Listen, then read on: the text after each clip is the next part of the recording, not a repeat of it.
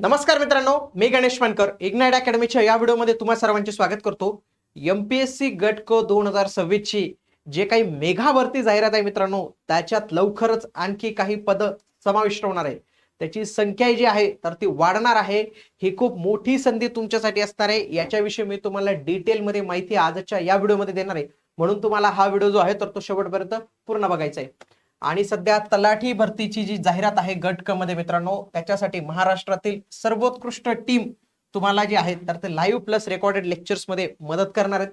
याच्यामध्ये संपूर्ण सिलेबस असेल, बाकी सगळ्या गोष्टी असतील, ज्या टेस्ट असतात, परंतु दोन अशा युनिक गोष्टी ज्या महाराष्ट्रात फक्त इग्नाइट अकॅडमीज देते, त्या म्हणजे 5 ऑफलाईन टेस्ट मित्रांनो। 5 ऑफलाईन टेस्ट तेही राज्यस्तरीय आपण जे आहे तर ते खूप जिल्हा लेवलला त्या आयोजित करणार आहोत एमपीएससी सारखं। आणि दुसरं म्हणजे नोट्स प्रिंट करू शकणार अशा सर्व नोट्स ज्या मी तुम्हाला पुढे दाखवणारच आहे, त्या अशा पद्धतीच्या काही नोट्स आहेत त्या मी तुम्हाला दाखवतो पुढे।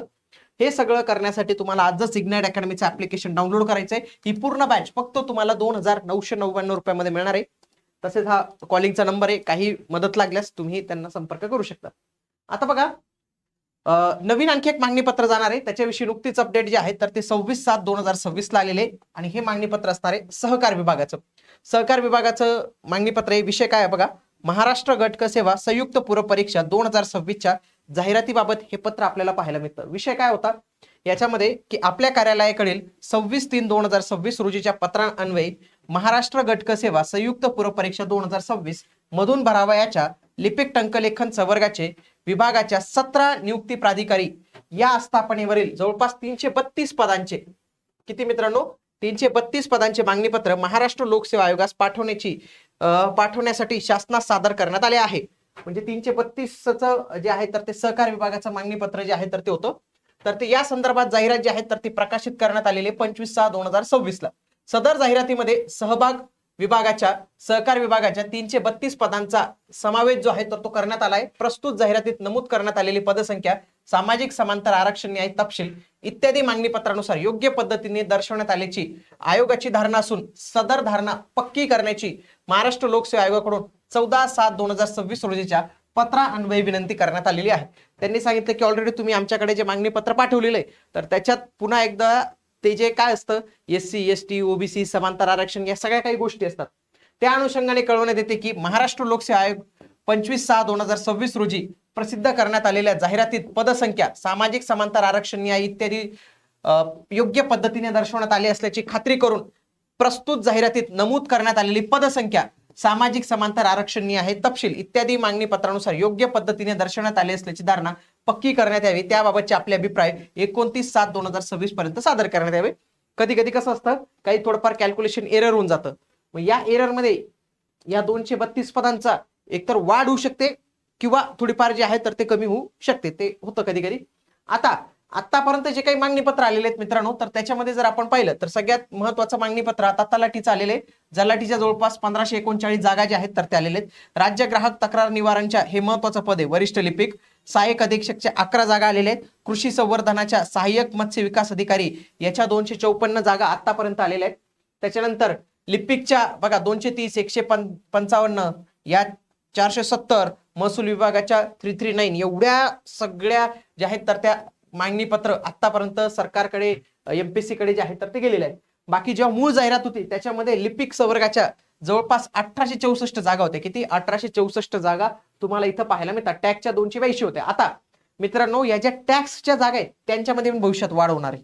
ही जे टॅक्सच्या जागा आहेत त्याच्यामध्ये भविष्यात 100% वाढ होईल। लिपिक मध्ये आतापर्यंत जर आपण लिपिकच्या जागा पाहिल्या तर ते ऍड केलं तर जवळपास 3048 येतात। आता काही लोक वरिष्ठ लिपिक करतील नसतील, थोडाफार एरर असू शकतो याच्यात, पण ह्याच जागा भविष्यात मित्रांनो खूप जास्त जाण्याची जी आहे तर ती शक्यता आहे।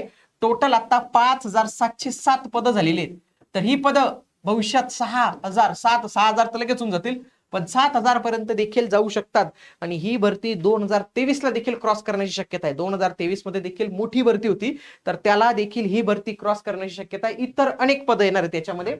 तत्पूर्वी मी जे तुम्हाला काही तलाठी भरतीबाबत सांगितलं होतं मित्रांनो, त्याच्या नोट्स बाबत, तर तुम्ही जर या नोट्स पाहिले ना तर तुम्हाला देखील बघायला मिळेल की एकदम प्रिंटेड फॉर्म मध्ये प्रिंट करू शकणार अशा फॉर्म मध्ये आहेत. म्हणजे या तुम्हाला सॉफ्ट कॉपी मिळतील, डायरेक्टली तुम्ही झेरॉक्स वाल्याकडे जाऊन त्याच्या प्रिंट करू शकतात. सर्व माहिती दिलेली, काहीच वाचण्याची गरज नाही, सर्व काही एकाच सोर्स मध्ये तुमच्यासाठी तयार करून दिले. सर्व विषयांसाठी आहे ते काही एकाच विषयासाठी आहे असं नाही. बघा हे फंडामेंटल ड्युटीज असेल, एकदम डिटेल मध्ये. लगेच आयोगाचा PYQ बघा, हे एकदम शॉर्ट मध्ये करून दिलेले तुमच्यासाठी, सर्व काही अवेलेबल आहे.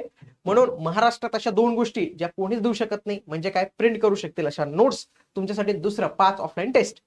5 मे 2026 चा जो GR होता मित्रांनो सामान्य प्रशासन विभागाचा, ज्या अंतर्गत भरपूर पदं ही MPSC कडे गेलेली होती, तर मित्रांनो त्याच्यात लिपिक संवर्ग देखील MPSC कडे गेलेला होता.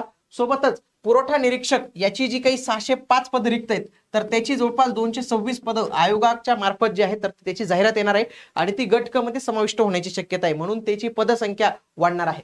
त्यासोबतच जर आपण या 5 मे 2026 चा GR पाहिला, तर त्याच्यामध्ये कोणती पदे ऍड होऊ शकतात, तर त्याच्यामध्ये ही जेवढी काही पदं दिले, ज्याच्यापैकी काहींचं मागणी पत्र गेलेलं आहे, काहींची जाहिरात प्रसिद्ध झालेली आहे, काहींचं मागणी पत्र गेलेलं नाही, तर ती सर्व मागणी पत्र आगामी काळात MPSC कडे जाऊ शकतात. कधीपर्यंत जाऊ शकतात, जोपर्यंत पूर्व परीक्षेचा निकाल लागत नाही. कोणता निकाल मित्रांनो, पूर्व परीक्षेचा निकाल.